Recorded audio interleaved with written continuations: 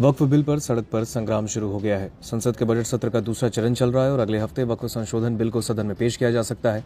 ये बिल 8 अगस्त 2024 को लोकसभा में पेश हुआ था, लेकिन इस पर हंगामे के बाद बिल को जेपीसी के पास भेज दिया गया। लेकिन अब सरकार कभी भी इस बिल को पारित कराने के लिए लोकसभा में ला सकती है। इस बिल से मुस्लिम संगठनों से लेकर विपक्षी दल नाराज हैं। उनका आरोप है कि सरकार बिल के जरिए वक्फ की संपत्तियों पर कब्जा करना चाहती है। All India Muslim personal law board के साथ विपक्ष मजबूती से खड़ा दिख रहा है, जिससे मोदी सरकार को घेरा जा सके। वहीं एआईएमआईएम के राष्ट्रीय अध्यक्ष असदुद्दीन ओवैसी ने इस बिल के बहाने केंद्र सरकार में अहम सहयोगी नीतीश कुमार और चंद्रबाबू नायडू को भी चेतावनी दी कि अगर उन लोगों ने वक्फ बिल का समर्थन किया तो जब तक दुनिया है तब तक भारत के मुसलमान ये बात याद रखेंगे।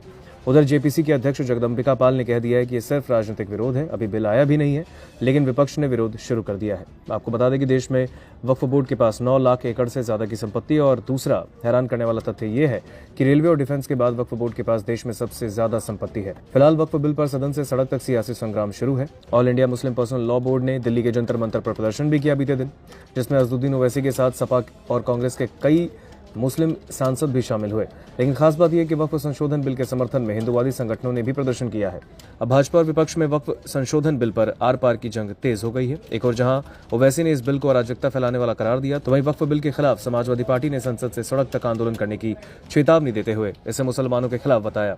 All India Muslim personal law board के सुर में सुर मिलाते हुए विपक्ष कह रहा है कि वक्फ की सुरक्षा और पारदर्शिता के नाम पर वक्फ की संपत्ति पर कब्जा करने की साजिश हो रही है।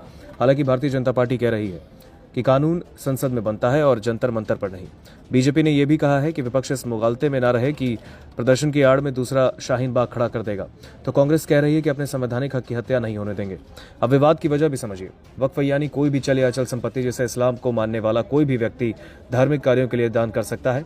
इस दान की हुई संपत्ति का कोई भी मालिक नहीं होता, इसलिए इस्लाम अल्लाह को इस संपत्ति का मालिक मानता है, लेकिन इस संपत्ति को संचालित करने के लिए वक्फ बोर्ड जैसे संस्थान बनाए गए। बहरहाल वक्फ संशोधन बिल पर अब भाजपा और विपक्ष में तुष्टीकरण बनाम संतुष्टीकरण की जंग तेज हो गई है।